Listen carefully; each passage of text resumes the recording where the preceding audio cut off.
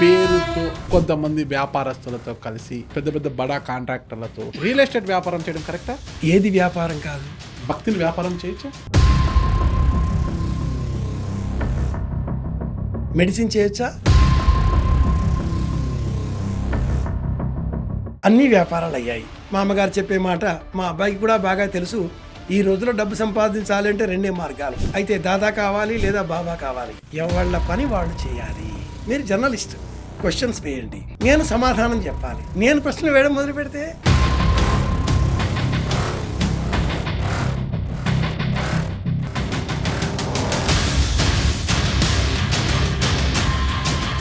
షార్ట్గా స్వీట్గా చెప్పే పండితులు కూడా ఫింగర్ టిప్స్ మీద వేలు లెక్క పెట్టచ్చు గురుగారు. ఒక 10 ఇళ్లల్లో సత్యనారాయణ వ్రతాలు చేసే పురోహితులు పండితులు మళ్ళా వచ్చినా కూడా సత్యనారాయణ వ్రతం 5 కథలు చెప్పాలన్నా మళ్ళీ పుస్తకం చూడాల్సిందే.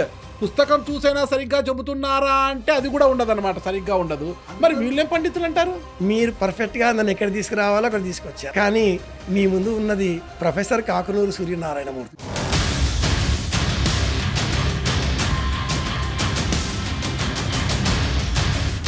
కట్టిస్తున్నారు గురుగారు, గంటలు పెట్టి హుండీలు పెడుతున్నారు గురుగారు. హుండీలో వచ్చే ప్రతి రూపాయిని కూడా దోచేసుకుంటున్నారు గురుగారు. దేవుడి ఫోటో పెట్టి నిర్వాహకులు వీళ్ళు చేసే ప్రచార ఆర్భాట హంగు వలన జనాలంతా వెళుతున్నారు. ఈ జనాలు ఏ ఆర్భాటము ఏ హంగు లేకపోతే వెళతారా?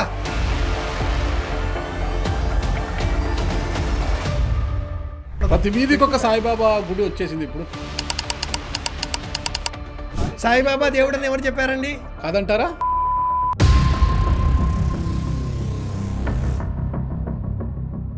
మరి ఆయన కోసం ఈ రోజు పొలం షిరిడీకి కమర్షియల్ ప్రయోజనం.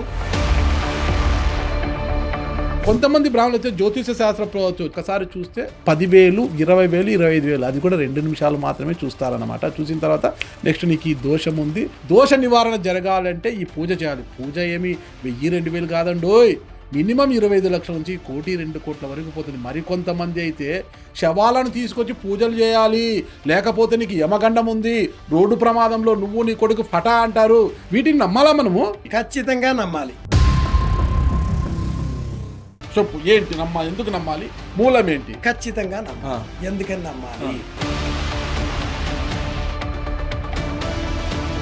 దేవుడు ఒక్కడే, సృష్టికర్త ఒక్కటే. విభజిస్తూ అనువిభజన ప్రజాపతిరేకామైత ప్రజాస్త్ర జయేతి సతపో తప్యత సర్పాన ఏమనంటే ఈ బ్రాహ్మణులు 2 మంత్రాలు చెప్తారు, ఏమర్థం కాదు అనే ఎమ్మెల్సీలు కూడా తయారయ్యారు ఈ రోజుల్లో.